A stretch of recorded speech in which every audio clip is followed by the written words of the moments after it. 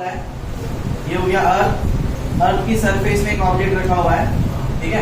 तो अर्थ इस ऑब्जेक्ट को क्या कर रहा है, अपनी तरफ खींच रहा है, and we have to find the magnitude of that force, ठीक है। तो अब इसकी फोर्स निकालने के लिए फॉर्मूला कौन सा लगाएंगे, यूनिवर्सल ऑफ ग्रेविटेशन से जो आया था, capital G capital M small m upon distance square. So capital M will be the mass of the larger object, and in this case the larger object is the Earth. So it will be the mass of Earth, which is given to you, that is 6 into 10 to the power 24 kilograms. 6 into 10 to the power 24 kilograms. That is the mass of the sun. Then the object is of 1 kilogram mass. Small इस object की मास क्या होगी, small m. अर्थ की मास क्या होगी, capital M. The mass of the object small m is given as 1 kilogram, ठीक है. Then radius of the earth. Now the distance between the object and the earth, center of the earth, it will be equal to the radius of the earth. So the radius has been taken as d, ठीक है. So d equals to क्या होगा, it is the radius of the earth, that is 6.4 into 10 to the power 6. 6.4 into 10 to the power 6 meters. So we got capital M, small m and d. What is the value of capital G? 6.673. So the exact value is 6.673. For calculation purpose it is 6.7 into 10 to the power minus 11 Newton meter square per kilogram square. Okay. So capital G. So we have to calculate the force. Capital G 6.7 into 10 to the power minus 11 into, then capital M. Capital M is 6 into 10 to the power 24 into small m, that is 1. Whole thing divided by d square, distance square, that is 6.4 into 10 to the power 6 whole square. Okay. So first 6.7 into 6 into 1. So 6 into 1 is 6 and 6 into 6.7. 6 7s are 42, 4 carry. 6 6 plus 4 40. Point is before one digit. यहाँ पे भी क्या आएगा 40.4. Then 10 to the power minus 11, 10 to the power 24. Which law will we apply? A to the power m into a to the power n. A to the power m into a to the power n. It's equal to a to the power m plus n. So into base 10 powers will get n. Then 6.4 into 10 to the power 6 whole square. So it's a square of 6.4 then 10 to the power 6 square. So we need to find the square of 6.4. 6.4 square. Now 4 square 16, 6 square 36. Then 2 into 4 8 into 6 8 into 6 48. So 6 8 1 9 36 plus 4. So point कहाँ पे था, एक digit के आगे. Square होगा तो कितने का आएगा, डबल हो जाएगा. So it's 40.96 into, now 10 to the power 6 square. So this one will be applying a to the power m whole raised to the power n. A to the power m whole raised to another power n. So it's power of power. So it will be a to the power m into n. So it will be 10 to the power m into n. 6 into 2 12. Okay. So now one more thing. यहाँ पे point के बाद कितने places हैं, एक, और यहाँ point के बाद दो. तो क्या करेंगे, इसको दो प्लेसेस बना देते हैं, so that we can cancel out the decimal points. So now अभी यहाँ पे भी दो प्लेसेस के आगे पॉइंट है, यहाँ भी दो प्लेसेस के आगे पॉइंट्स हैं. Point and point got cancelled. So now we have 4020 divided by 4096. 4020 divided by 4096 into, now 10 to the power minus 11 plus 24. Minus 11 plus 24. Minus plus minus. So it's 10 to the power 4 minus 1 3. 4 minus 1 3. 2 minus 1 1. So it's 10 to the power 13 divided by 10 to the power 12. Now in this case, it's a to the power m divided by a to the power n. So a to the power m divided by a to the power n, it's equal to a to the power n minus n. So now in this one we can cancel out this one by 4. 4 into 1 4, 4 into 0 0, then 2. 2 is not divisible by 4, so we'll put at 0 again, then it's 20. Now it's 4 into 5 20. Now in case of 4096, 4 into 1 4 into 0 4 into 2 8. So 9 minus 8, 1 remaining, 1 6 16, 4 into 4 16. और cancel हो सकता है? नहीं हो सकता. इसको ये पे रख दो अभी के लिए, बाद में डिवाइड करेंगे. Now with this one, और यहाँ पे क्या कर सकते हैं? 1005 has to be divided by 1024. 1005 to be divided by 1024. Now this 1024 greater than 1005 divide होगा? नहीं होगा. क्या करेंगे? 0 पॉइंट लगाओ, will get A 0 here. Now it's 1000. Rough figure में पकड़ लो, राउंड फिगर में. So it's 1000 and this one is 10,000. तो 1000 into 10 करेंगे तो 10,000 पहुंच जाएगा. No doubt, right? But एक साथ हम यहाँ पे 10 ला सकते हैं? नहीं. So we'll put a lesser number, that is 9. So 1024 into 9 करेंगे. So 9 into 4, 9 into 4, 36. 3 carry. 9 into 2, 18. Plus 3, 1. 2 carry. 9 into 0, 0. Plus 2. Then 9 into 1, 9. Minus कर दो. 1 carried out. 10 minus 6, 4. 4 remaining. 4 minus 1, 3. And it's 100 minus 92. कितना आएगा? 8. So point है और एक place आ सकता है. Now it's 1000 and this one is 8000. So obviously it will be 1000 into 8 will get 8000. कितना आ गया? 0.98 into. Now this one, a to the power m, a to the power n divided by. So it will be a to the power m minus n. So it will be 10 to the power m 13 minus n 12. 0.98 into कितना है? 0.98 into 10 to the power 13 minus 12 is 1. लिखने का जरूरत नहीं है. So when this 9.8, this one will be multiplied with 10. Decimal point will move towards right side, and it will move how many places? Depends on the number of zeros. क्या कितने zero है यहाँ पे? एक जीरो. तो decimal point will shift towards right side. कितने places shift होगा? एक जीरो है, एक place shift होगा. तो अभी यहाँ से कहाँ जाएगा? यहाँ पे. So it will be 9.8. क्या निकाल रहे थे? Force. ऐसा unit of force. So it's the force is 9.8 Newton. That means the अर्थ है वो उस ऑब्जेक्ट को कितने फोर्स के साथ खींच रहा है? 9.8 न्यूटन के फोर्स के साथ खींच रहा है. Okay, remember this is not the acceleration. ये g की वैल्यू निकालने के लिए सिंपल कैलकुलेशन है.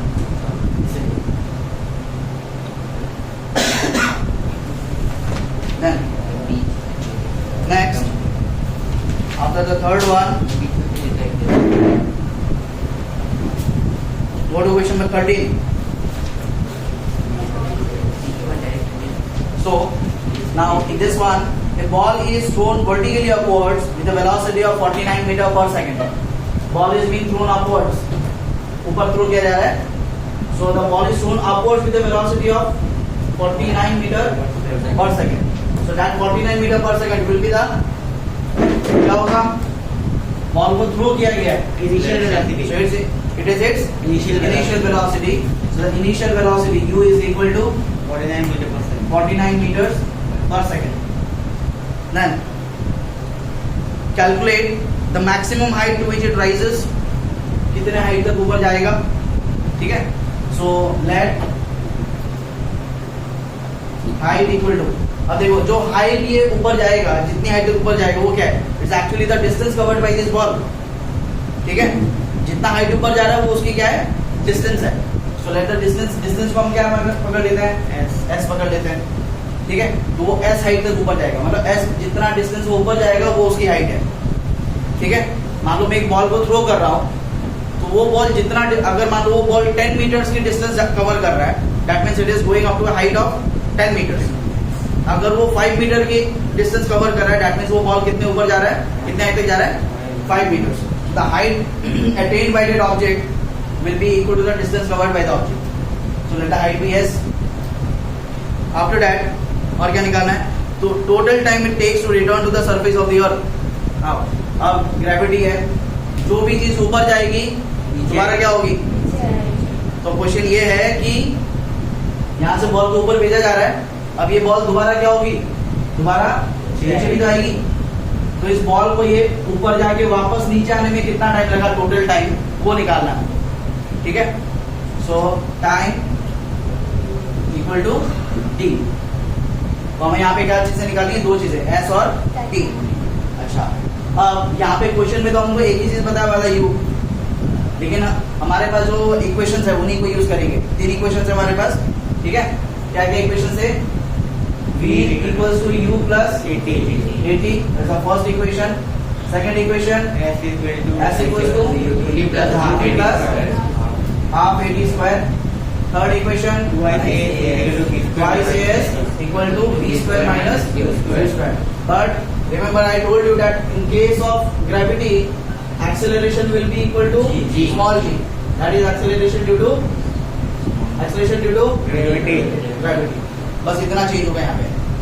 ठीक है जी, एक एक्सेलरेशन जो है यहाँ पे, acceleration is caused due to gravity. It is called acceleration due to gravity. Small m is the mass of the smaller object, और big M, capital M is the mass of the larger object, that is the earth. So now see, so we have u, right?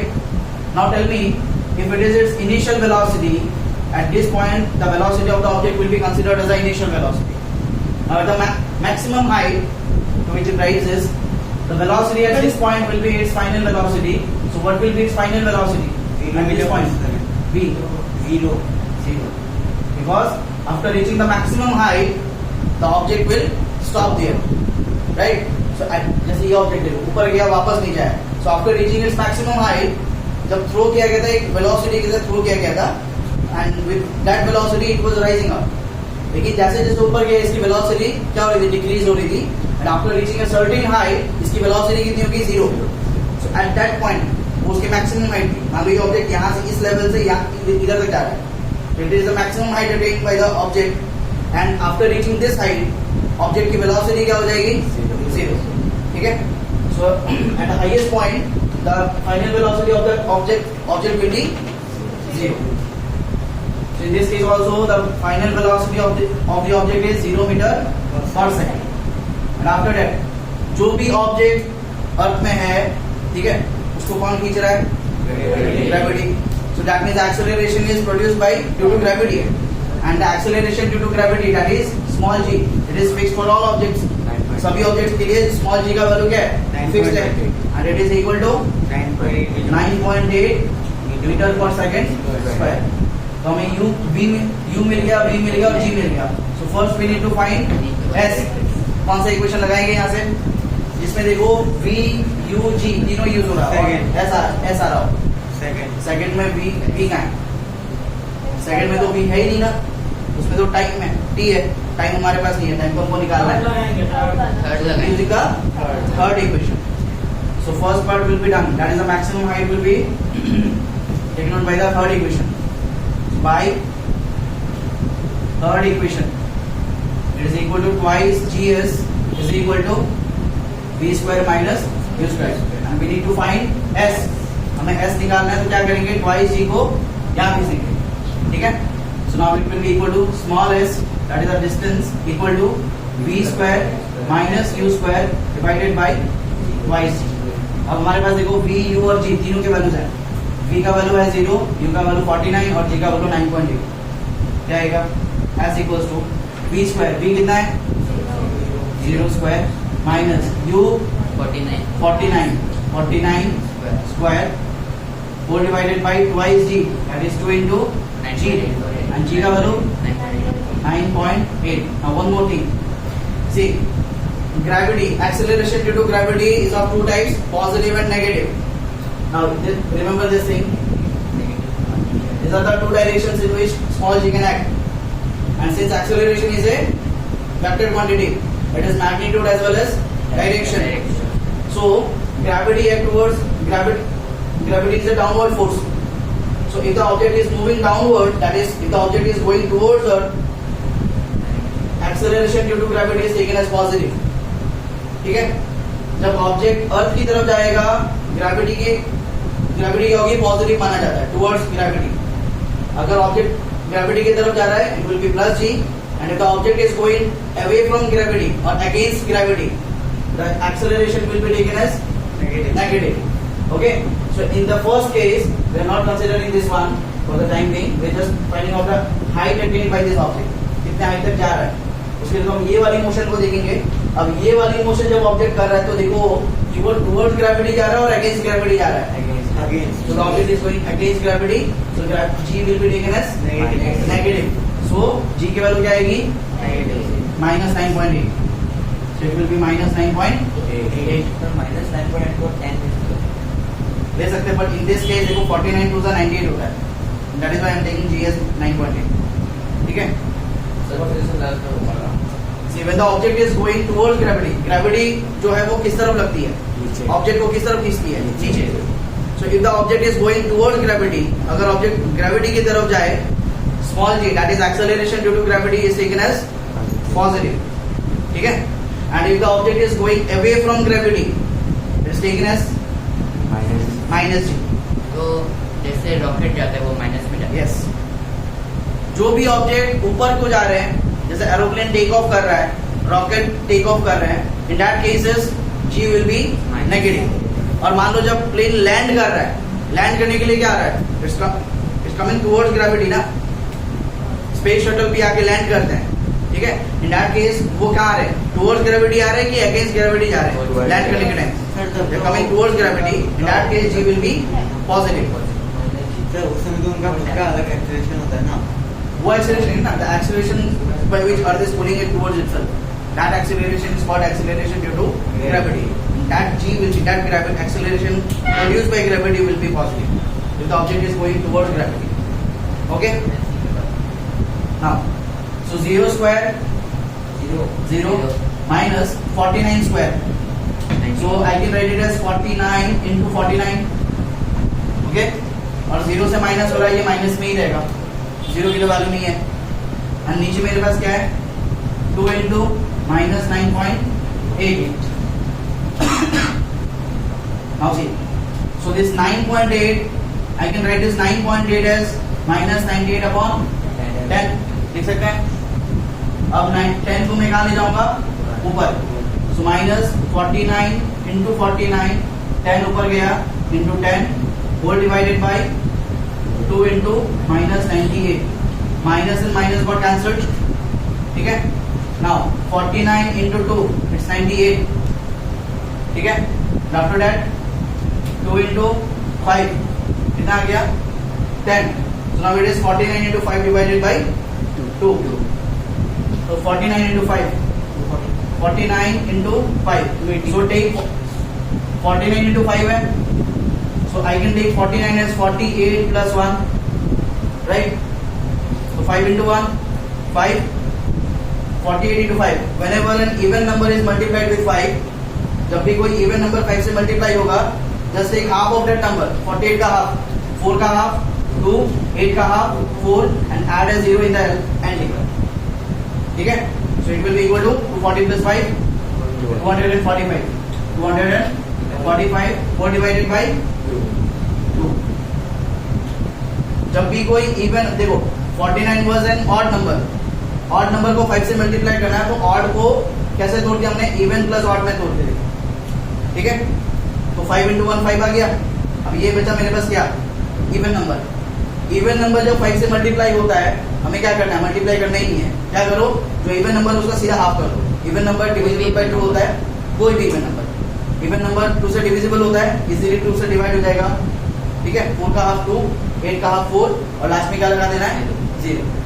So 240 plus 5 it will be 245. ठीक है. Now divide 245 by 2.